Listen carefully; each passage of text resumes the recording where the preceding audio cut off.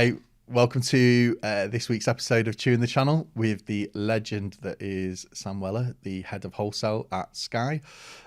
Most people will have seen him at various events, Glen Eagles on the stage and things like that. I'm quite fortunate. I've known him a little while in terms of pre where he is now. So we're going to be diving into his career, what's helped him get to this point. But we'll also be waste of time having him here not talking about the market, where he sees Sky, where he sees the industry, and we're really gonna get into this. So as always, I hope you enjoy the episode. Mr. Weller, you look like you're in the dentist chair, ready for the interrogation. I like it. Am I not? Well, what are your views on? No, I'm joking. I'm really excited for this one because not a lot of people know probably our paths have intertwined for.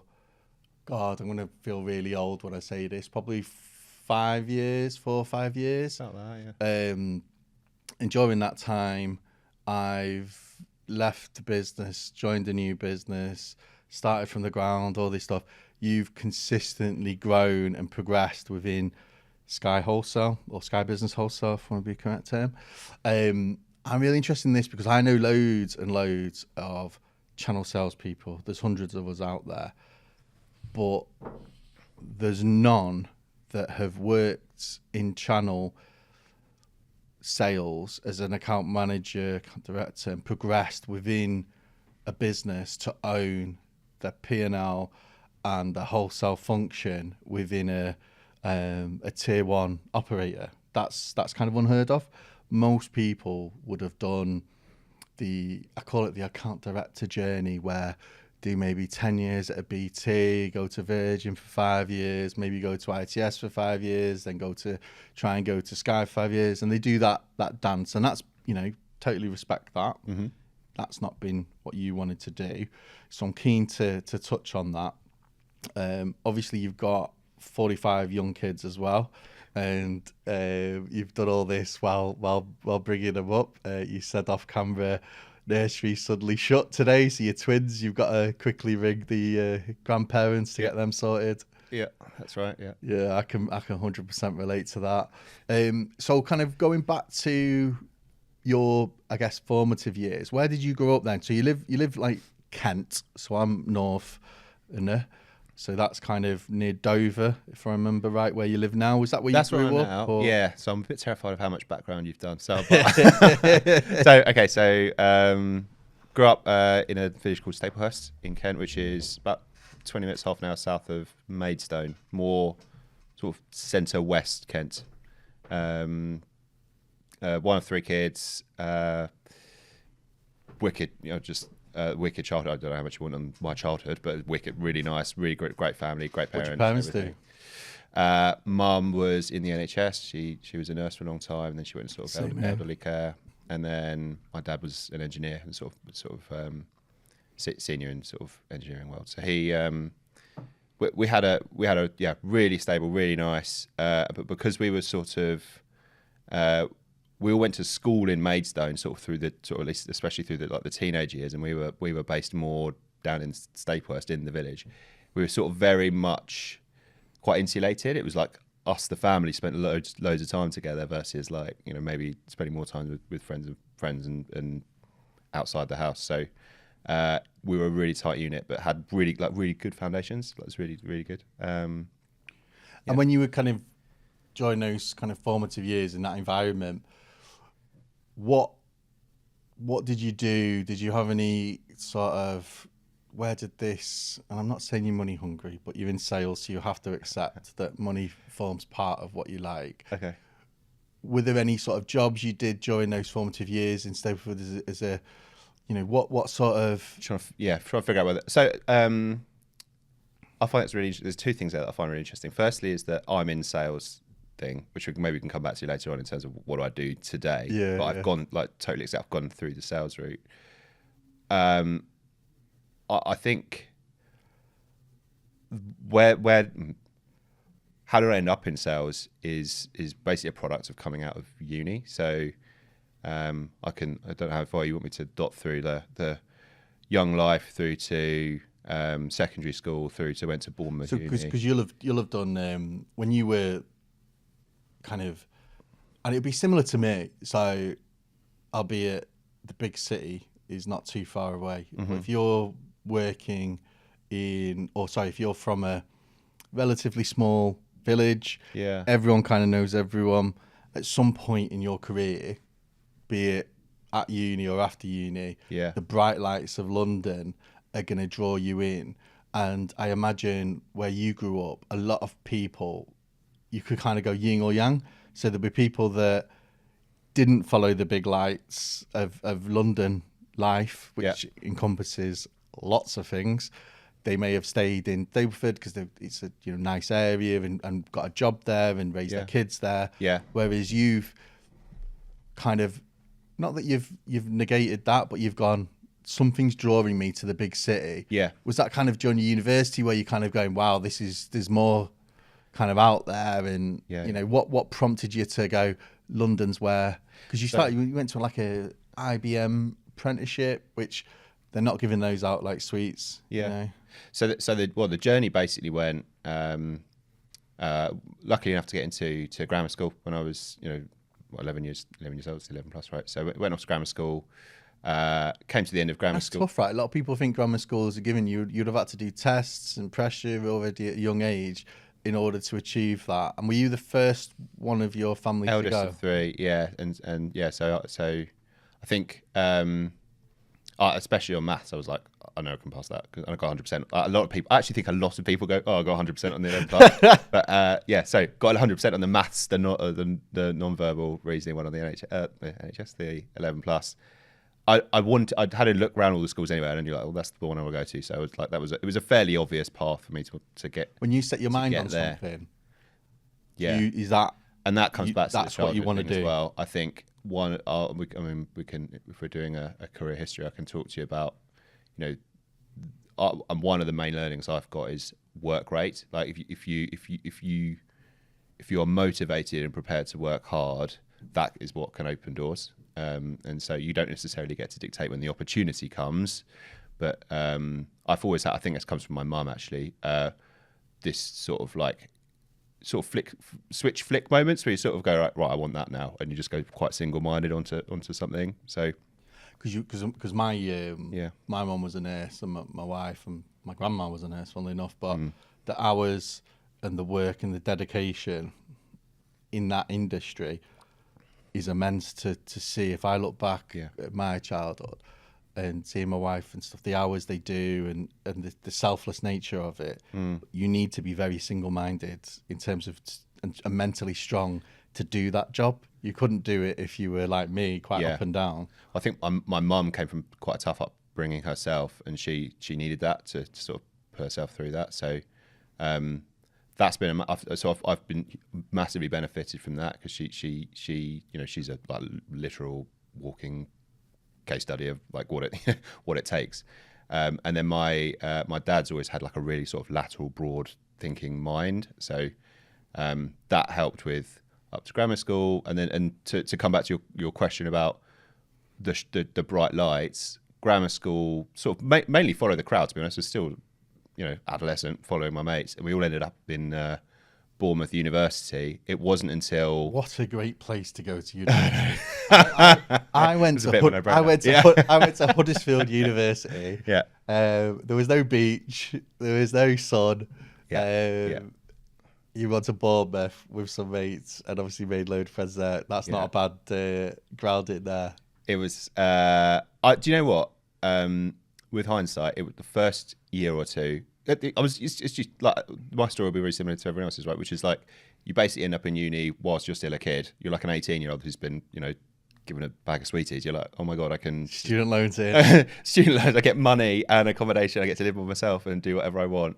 And so basically, you spend like the first. I'm literally telling you the story of like every fresh out ever. But I lived that story for a year.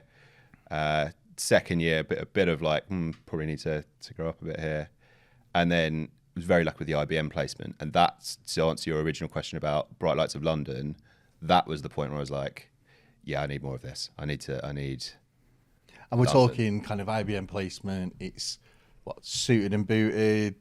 It was the logos makes it sound far more glamorous than it was. I was basically in a back office report. There's nothing wrong with back office reporting roles, but I didn't really get exposure to the core, like what it is to do business. I was mainly there to do spreadsheets behind the scenes, and that in itself has been hugely valuable because I being able to do spreadsheets as well, doesn't it? After university, it gives you that, puts you in the right structure to then.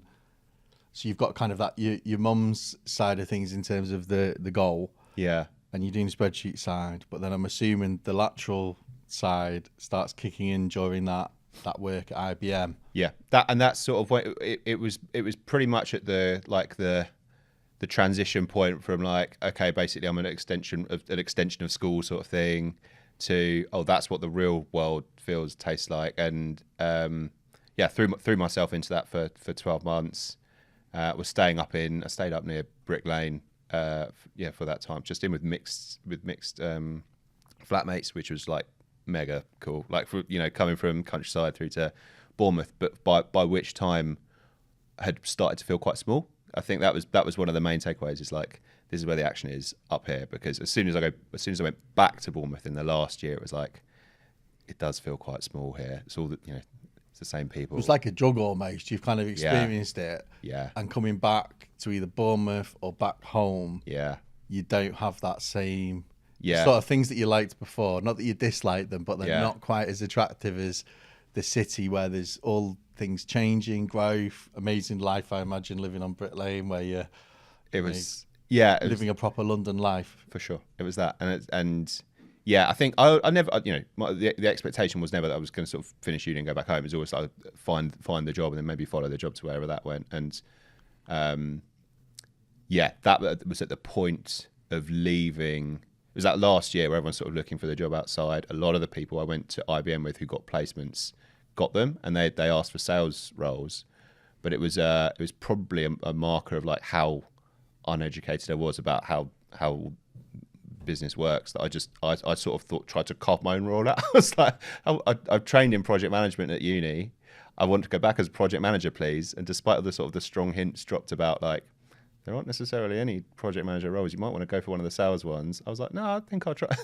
just completely missed it. And but isn't that amazing? I remember talking to Jay at Floater, and he said sometimes it's always, when you look back on your career or your younger self, you have to be quite kind in the way you do it, because at the end of the day, you would what 22, 21, 22? Yeah.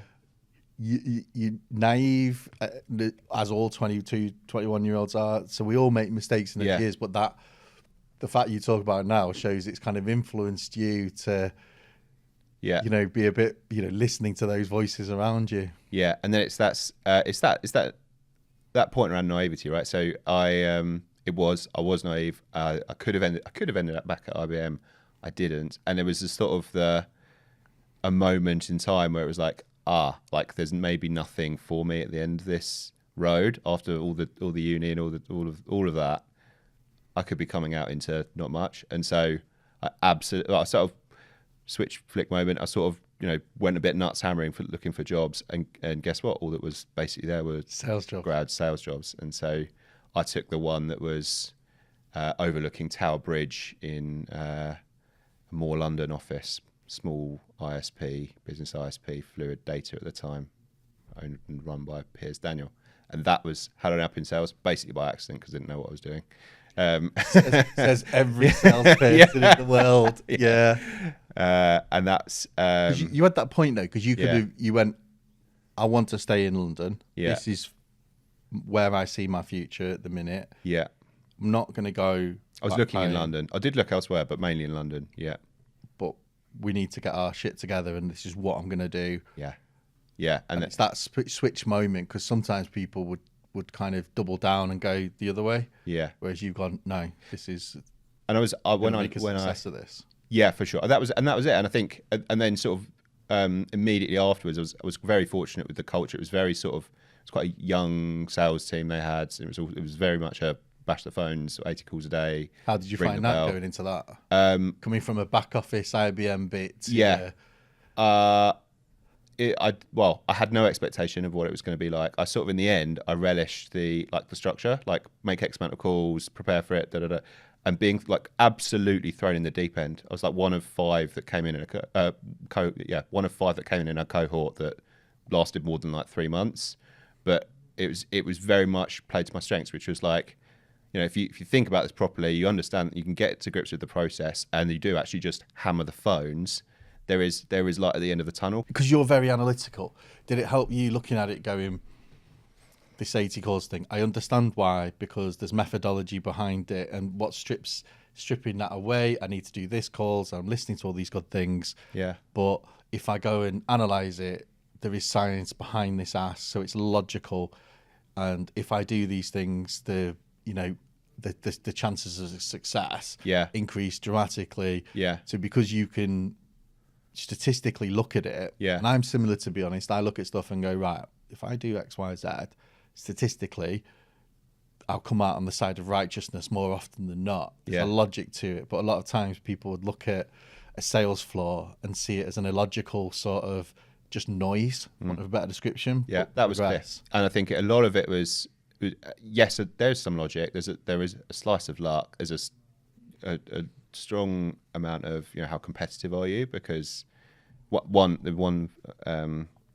thing that benefited me whilst I was there is that in Fluid Data at the time, if there was an inbound lead coming through on the phone, and it could be can I have a broadband line, or can I have a 100-site MPLS network, whoever picked the phone up first got that lead. And so you could spend 8 calls a day trying to get one lead or get someone to answer the phone, but you could also have an inbound thing. So it became in a sales floor of like 20 somethings, it was so unbelievably competitive how quickly you could answer the phone. And I was probably number 2 in the office for like reflex times, being able to get it. If a guy called Will Barber wasn't in the room, or it was for lunch or something, I was basically there hovering over the phone. And I got one, I can't remember, I think it was at least one, probably 2 of the big multi-site deals I did when I was there. They came in, they just landed off the phone. It's like, but it's like with the logical mindset on it. Hard work, yes, got to do the day job, hit the phones and stuff. But equally, like in terms of where you might want to focus your efforts, get the phone first is probably a good place to start in that environment. It's a weird. I love that. You just had to be smart. It's like it's a bit like, if you remember the lottery years ago, where they would have that finger that would go, "It's you." Yeah, I feel like that with the lead. But it's not luck. It's how quick can you answer the 100%. phone, and when do you make sure you're sitting over the phone when the number one guy's not there. But I guarantee you, people that weren't answering the phone quickly, they'll just say, "Yes, I'm just lucky." They won't kind of go, "Well, he's twigged on that this is a big opportunity when they come in, and he's hungry to take that." Yeah. A lot of people look at it and kind of deflect, I suppose, and the reason they are there is it's not my fault that I'm didn't get that. It's because of blah blah blah. Yeah. So you're doing that in Fluid Data, which is obviously now Fluid One, which is a huge business. I mean, they've loads of acquisitions and things like that. So you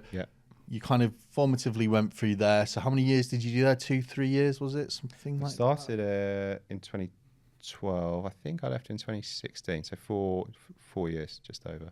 You did a few roles there, and that's kind of chiseled you, I suppose, in terms of the hunger for the sales, the account management. And is that where the love of channel came about? Because initially, I think you did a bit of direct selling, and account management and things like that. But was channel there where you started experiencing life working into other businesses and supporting their growth? So yeah, I mean, it basically was a product of cold logic again, which was you start as grads, you start in a biz dev role, and they had a structure whereby every sale you made, you basically retained the account, and you can work on the account, and the people who'd been there the longest had built up a whole base of accounts.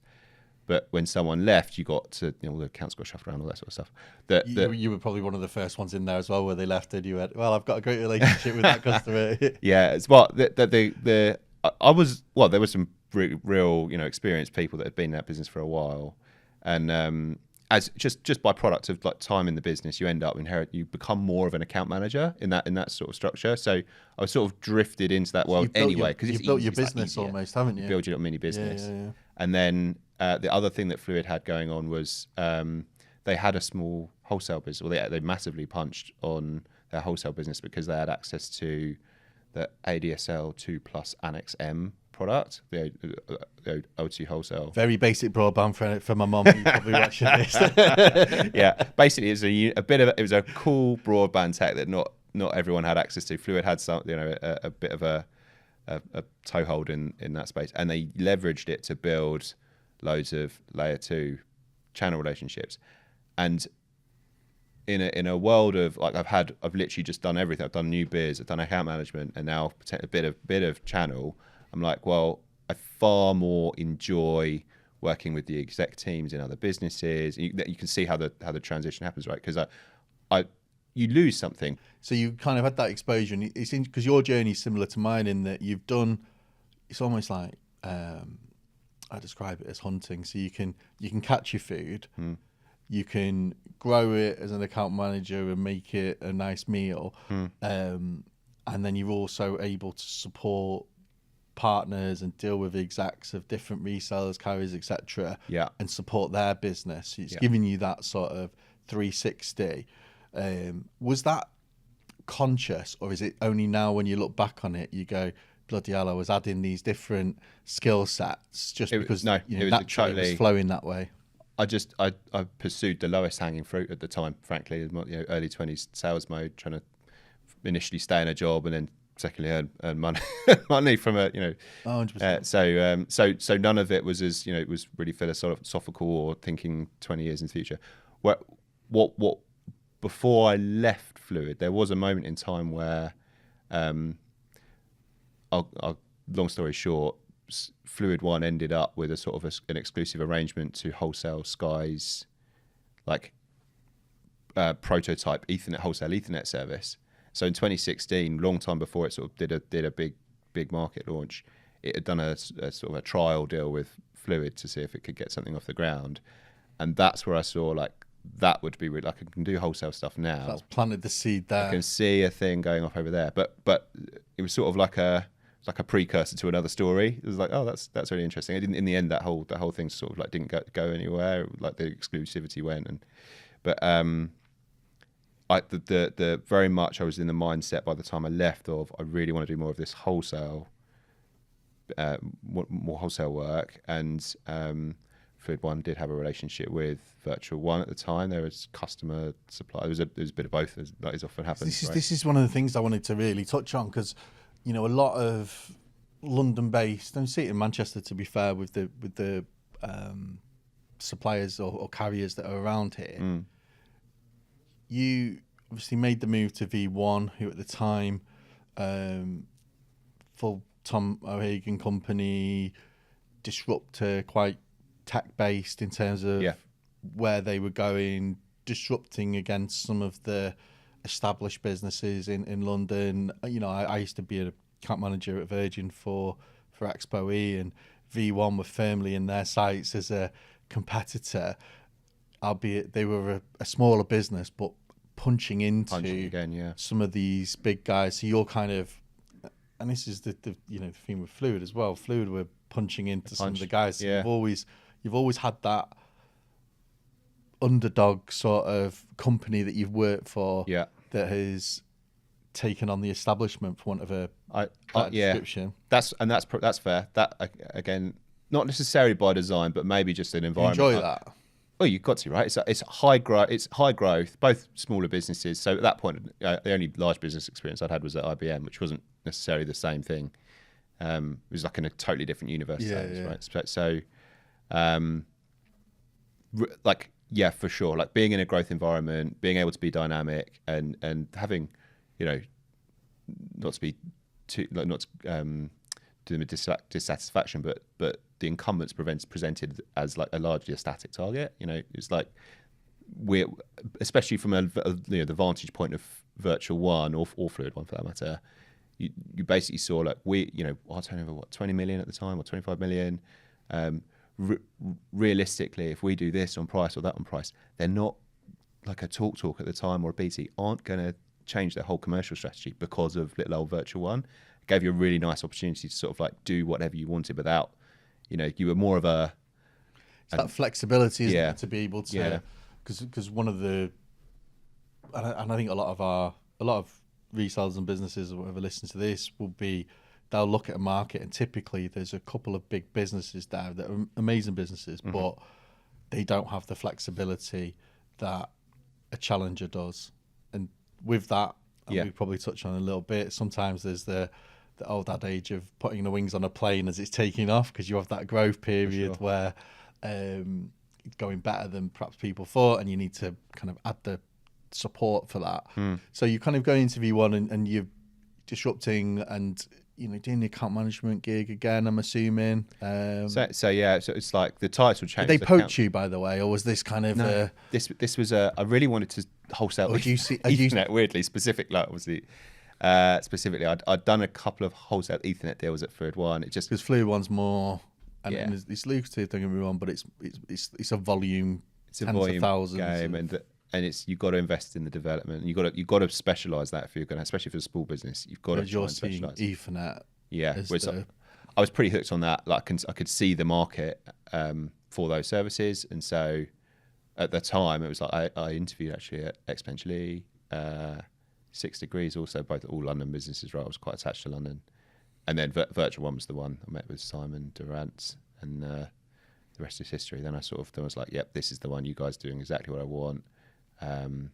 There was quite a nice vacancy going on one of the teams, and it was a bit of a no-brainer, because it was exactly what I wanted to do, and the culture was like different but the same, if you know what I mean. Like there was a lot that I could just carry straight over from being in a growth business to that ambition and flexibility was all there, and it's like not really a massive step change in what I was already doing in that sense. It's really interesting as well, that because I call it the London trap, and you'll have worked with people that fell into the London trap where, even now, world, there's a lot more opportunities in London because there's loads of businesses, and it's very easy for people in that industry, particularly in sales, to do a year one place, a year the next place, and be quite transient in terms of their career. Yeah. Whereas you're logically going, Fluid One, it's giving me, or Fluid Data, it's giving me that grounding. Ethernet's where I kind of see the market moving to.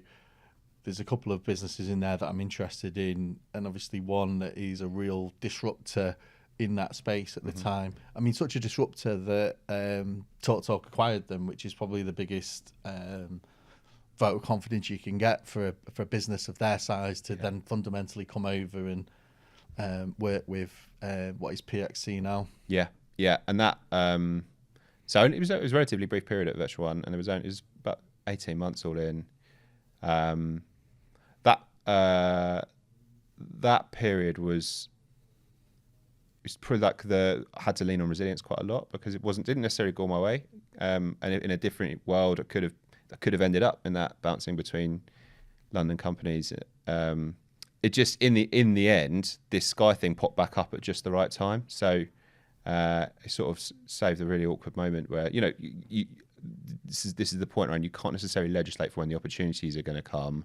You just got to graft until they do, and sometimes they fall in the right order and in the right way, right? And that you say opportunity, and I'm probably one of a handful of people that's fortunate to have probably been working with you as a customer / whatever it was, probably mate more than anything.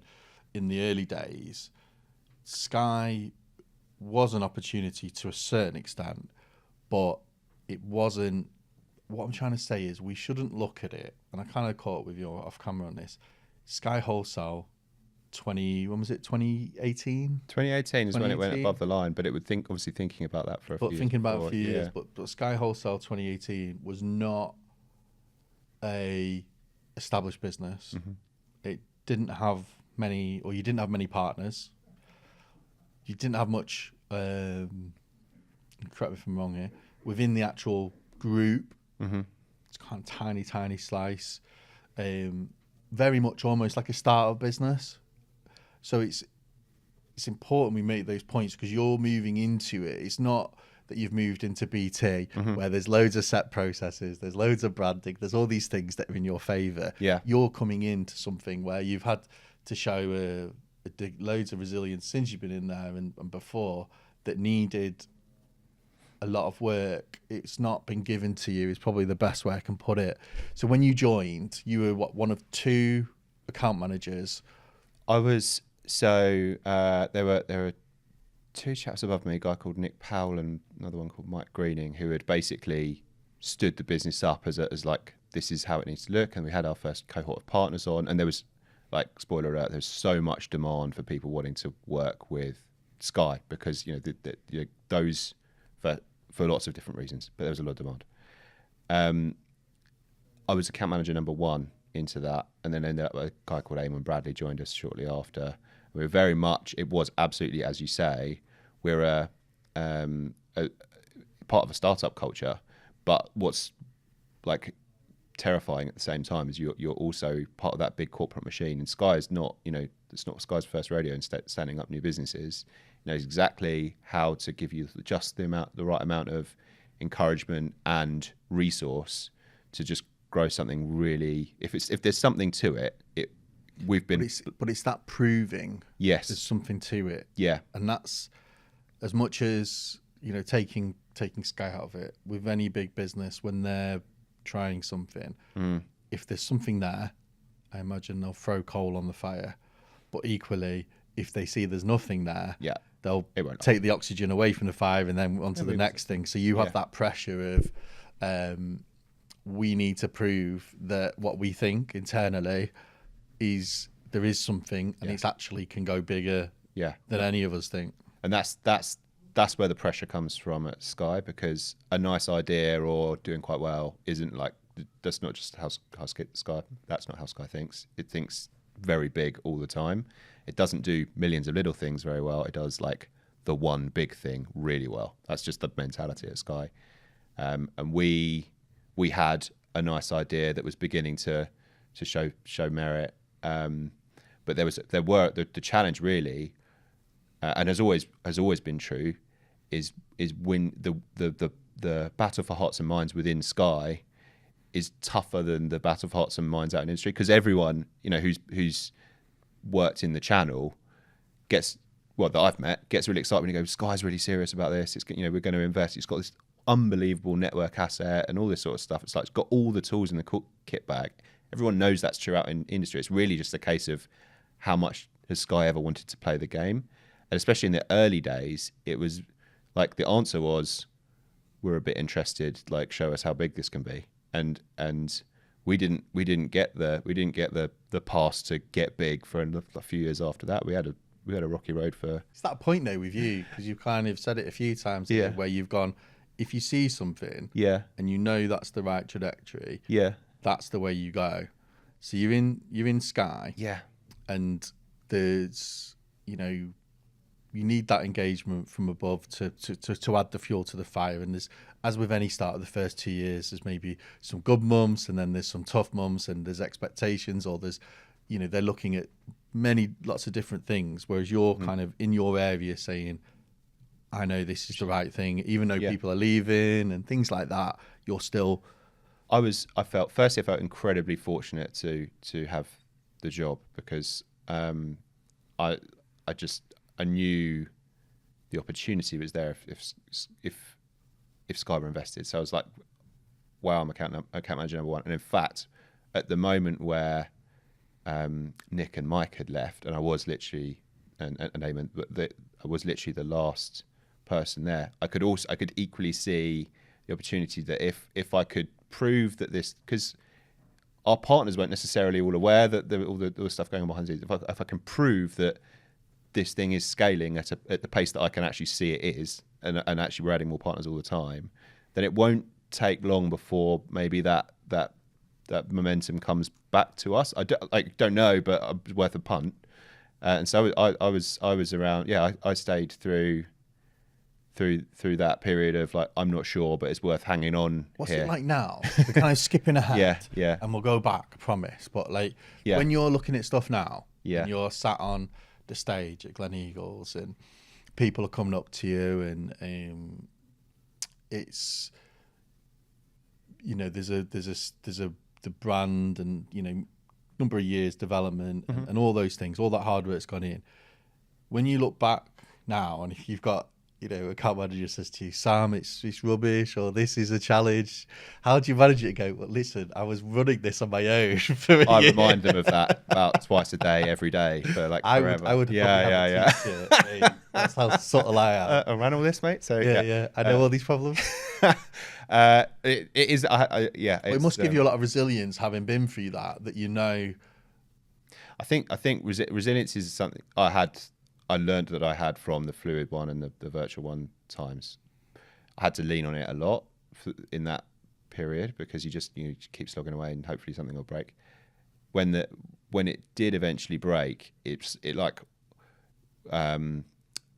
literally just felt like a dream for like 5 years. It's like someone suddenly go, right, you fine, put your foot on the pedal, we'll support you, you can go for it. But I think the amazing thing is not only did they say that, a lot of people I know will have had that experience to a certain extent, but then the business will have gone, well done, Sam, you've done a great job. What we're doing now is we're bringing in Andy Tatlock as our head of wholesale because he's got loads of experience in the industry and he's going to help scale the channel and he's going to give you all that support you need. Yeah. That probably happens to a lot of people watching, listen to this 9 times out of 10. Whereas with yours, it's different. They've kind of gone, we like what you've done. Yeah. We think you can be the lead first, and then we think you can own that channel. Yeah. Why do you think? What do you think made them make that decision as opposed to inverted commas going for the big hitter in channel? So, besides you're amazing, obviously. Yeah. Like you say, I'm by far. I'm certainly not the last person who's been in sales who wanted to sort of maybe work their way up at some point. This was, I think, firstly because perhaps I was a specialist at the point, especially within Sky. I could prove that I knew how the market worked, and I had an opportunity to demonstrate that that actually the key event that did it was a Comms Vision 3 or 4 years ago, where we managed to Heather Miles managed to get us a couple of sponsorship tickets, and we went along, and I went up on the first day with Steve Hackley, who's our outgoing MD for the whole of Sky Business. What was that like, going up to such an iconic event? Yeah. With the MD? My first time I've been there. Your first time? Yeah. Was there any imposter syndrome, or you just kind of, this is my sort of time? I think I haven't really done justice to how much I like. The outcome, to spoiler alert, is they just gave me an unbelievable amount of help from that point on. They sort of saw the opportunity, and at the time, I think I must have shown them I know who these people are and how we can crack this. I think it was a feeling that coming back from Comms Vision after spending first day with Steve Hackley, the second day with my now boss Damien, and we basically all at different times over that week, that 3 days. All went, this is an opportunity, this opportunity is finite. We understand the people and what we need to do to crack it. And I actually can't tell you the answer to why didn't they bring someone in. Do you think some of it was, you've gone to this event with the outgoing MD of Sky and then Damien, MD for wholesale now, but also the hospitality side, different P&L. They're new to it, and you're not new to it, and you're going, that's Barry over there, he runs this business, that's Steve does this, that's Sarah, she's in charge of this, they dislike them, they're wanting to buy them, and because you're knitting it together and they're seeing this, do you think, because I'm looking at it thinking they've probably seen something in your knowledge there, and they've gone, there's more to him than a account manager, account director, he knows the market he's operating in? I think so. I think if I compare myself now to myself 5 years ago, that's one thing that I had, which is I knew lots of people, because the time spent, even a few years spent in the industry, you end up with relatively good contact space. Everyone's quite close, so that definitely helped. I think I think the fact that we were sort of all, me, Steve, and Damien, all looking at it through the eyes of we don't have any presence in this market anyway. We don't have that much to lose in a wholesale capacity. like this is something we can do together. Like that's the feeling. That's all. The feeling that I've always had has been like, we're learning as we go on this thing. And as we walked into that first comms vision, we had very little market share. We had to sort of explain to most of the people there who we even were, like, what are you doing here? Do you do the TV? Aren't you? The Yeah, TV? exactly. Yeah. So it's basically having permission to go and like learn and improve. I think if I'd ever come off the path of learn and improve, I might have had a bit of a more difficult time, honestly. But I've been challenged at the right times by the right people to develop myself, and that's been. I've just been constantly fed opportunity since 5 years ago, and it's like it's very addictive. Like just keep hire your first person, or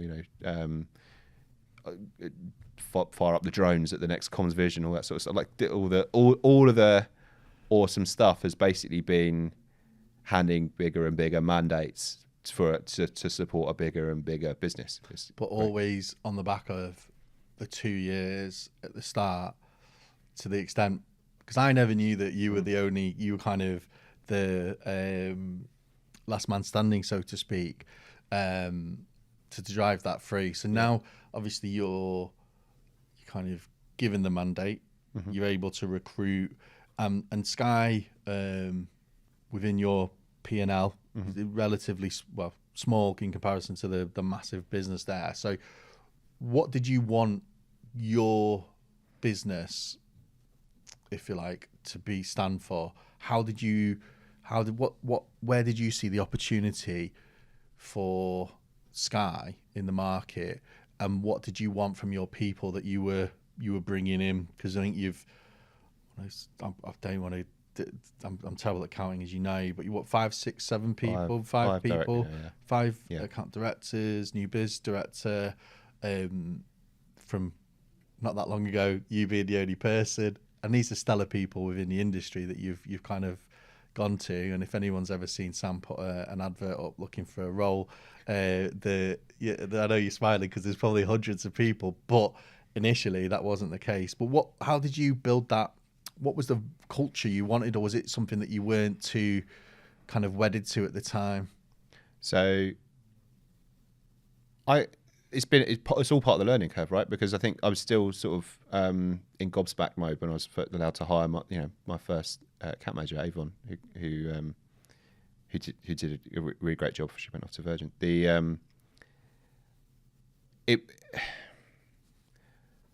Wanting to develop a culture and actually thinking of myself as a leader has come a bit later on. That's possibly, so if I'd have gone back, I could have told myself something maybe 5 years ago. It'd be like, try and get your head in that space a bit sooner.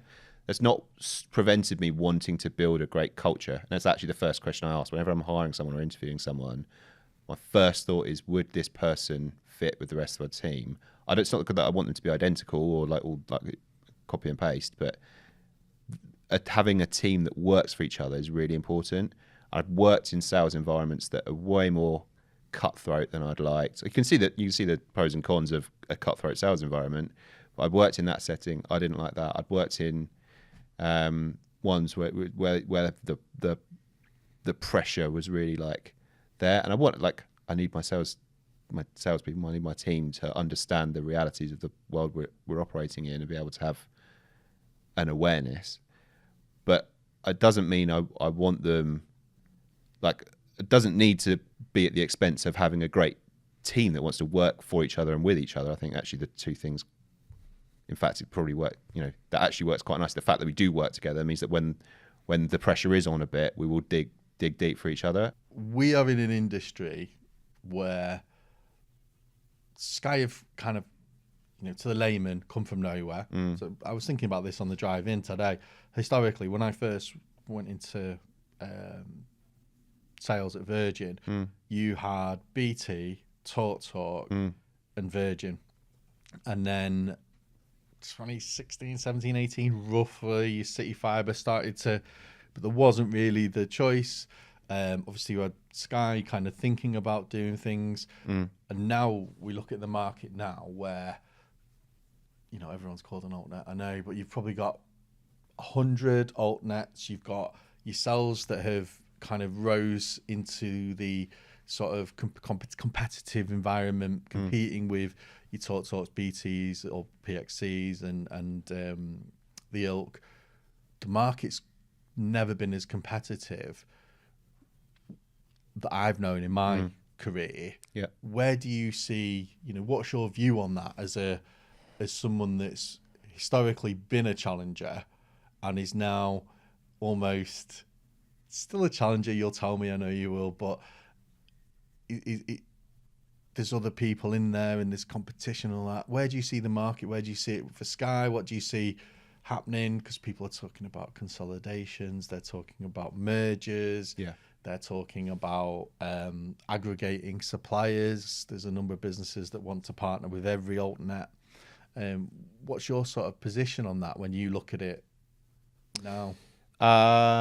Big question, I know. There's a lot. There's so much. Lots to unpack there. Yeah, I mean, how long have we got? So one of the main takeaways from last Comms Vision, actually more than just Comms Vision, but the last year has been that the market is clearly, there is so much change, and it's not just altnets.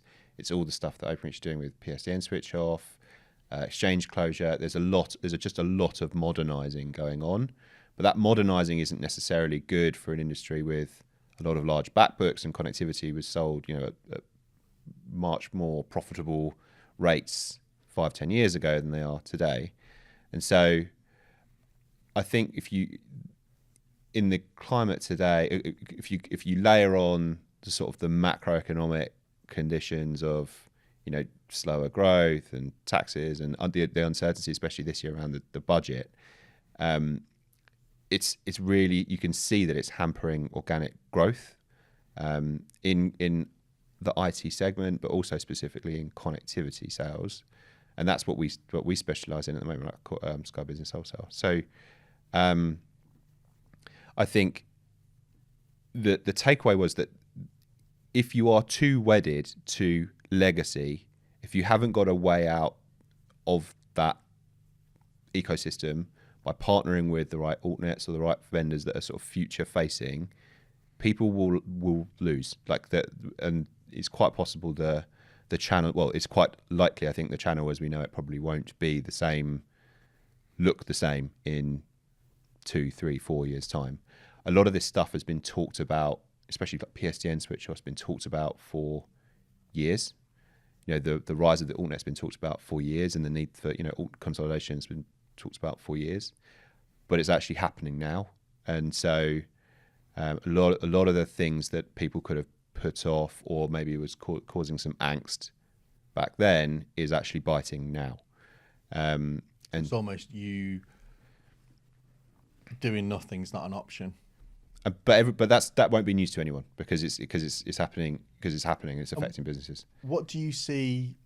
So I was looking at this recently, and Openreach, who obviously are a massive supplier to you guys, and great relationship with them, they're, and we'll have seen this in the channels, they're making a few moves in London with some promotions, I think, there. And you've got Swift, which, I was with a mutual partner, Aspire, the other day, and they were massive advocates of you guys and how you're interacting with Openreach on Swift with the rapid installation of connectivity. Yeah.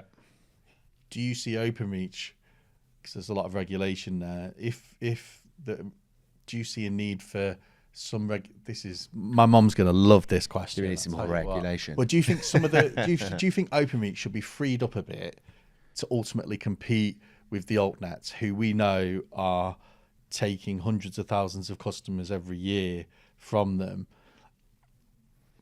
Or would you allow the status quo? Because I think the CEO of Openreach has said, we can't quite reach the last 5 million houses unless we do a little bit of... Yeah. Well, I think whatever I say in the next sentence is it's probably going to get cut anyway. I can't, if I say yes to regulation, no to, so I'll no comment that, but only because I know that the Telecoms Access Review that gets published next year, and that is the product of Openreach asking to have their hand freed up a bit more, and also the altnets feeding into it. So that's that's the moment to watch out for. Whether my opinion is totally irrelevant in that sense.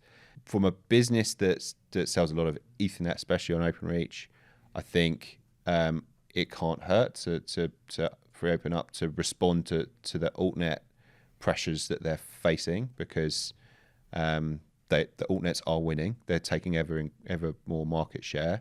I don't think that solves OpenReach's biggest problem, especially on Ethernet though, which is it's delivered on a relatively old technology that has been surpassed. But that's how they're winning. They're delivering a better technology, and it's going to take a lot of work for OpenReach to counteract that anyway. Regardless of how you let them price those assets, they're going to need. There's a product there that needs some work. And actually, some of what OpenReach are doing in the broadband sector is part of the reason why Ethernet is under a bit of pressure at the moment, is because the full fiber rollout, partly like in a large sense, OpenReach is cannibalizing some of that Ethernet business. So I don't think the total spend on connectivity is broadly changing much in the entire ecosystem. It's just that some of it's moving to altnets, some of it's moving to broadband. Yeah, I don't know if that gives you a proper answer, but no, it does. And my personal opinion is, I think I'm quite supportive of OpenReach being given more of a free rein. I understand the arguments in terms of historically, but I think for me, and my view would always be, service should always define whatever people do. So I know you're an advocate of the kind of partner experience, and I think ultimately we should all put our best foot forward, give the best service we can, and it's down to the market to decide. No, it's interesting. And then obviously Sky have added ITS to your portfolio, but you've been quite tactical, it's probably fair to say, in terms of the suppliers. You haven't partnered with everyone. Yeah. My personal opinion would be, if there is a consolidation, it's probably a waste partnering with everyone, because they're probably going to become one or two.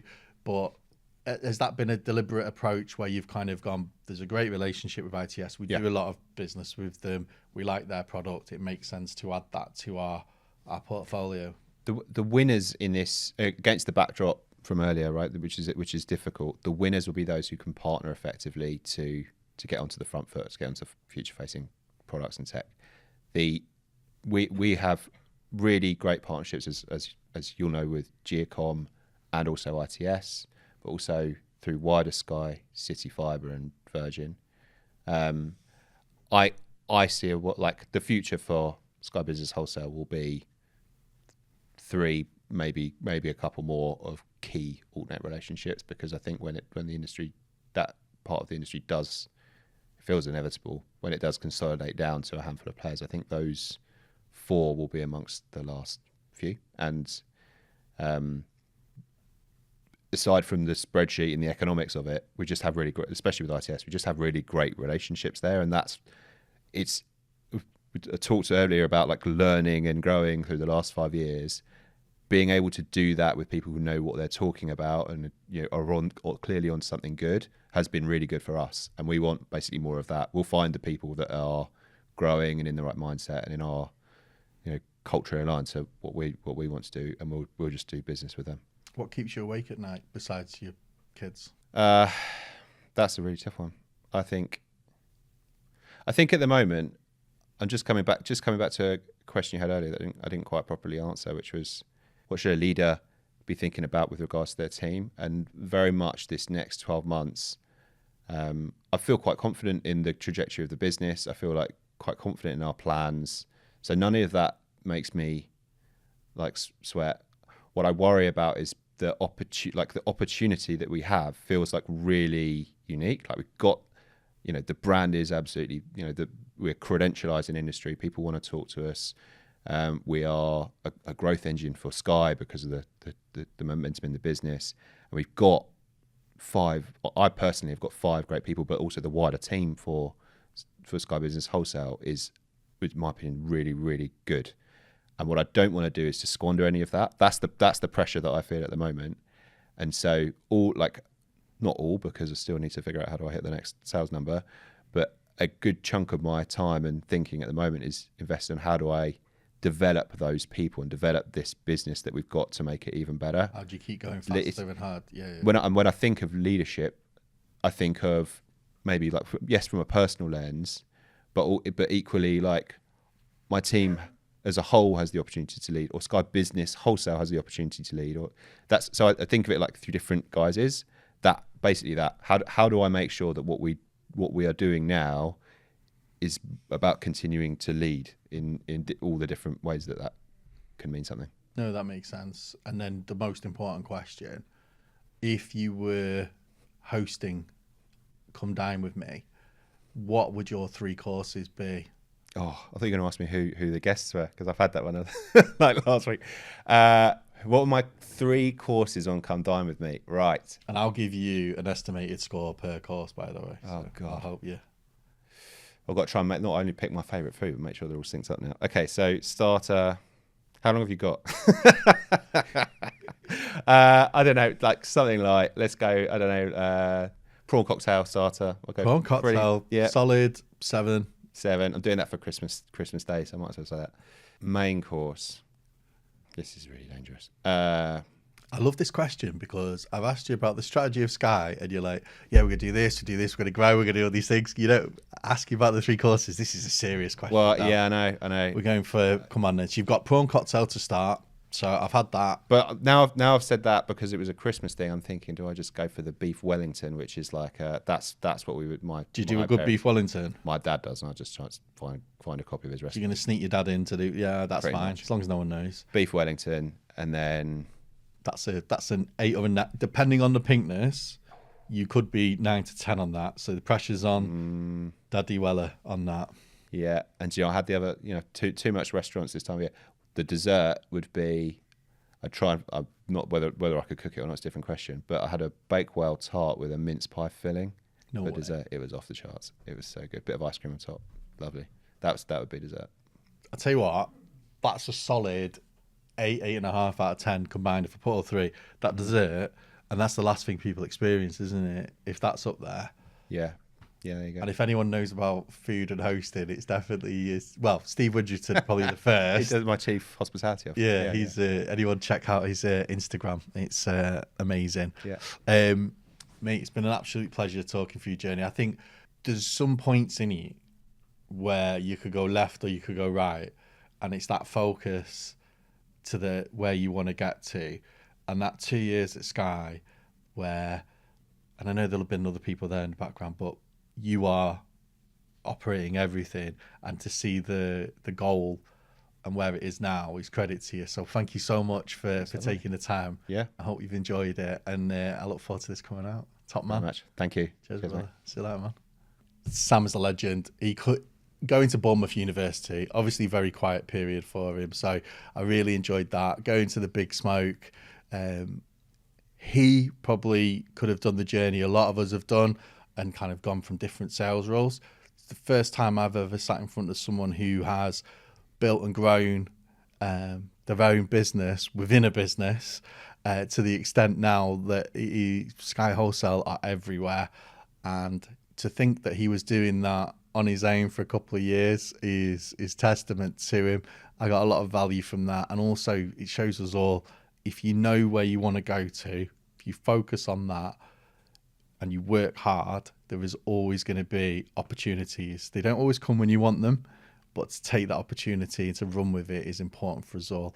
So I really hope you enjoyed that. I had a great episode. As always, podcast is available on Spotify, YouTube, every vehicle, you name it, for it. I look forward to it. My mum watches it on a regular basis now. Hopefully Sam's mum's going to watch this one. Thank you so much, and till the next time, take care.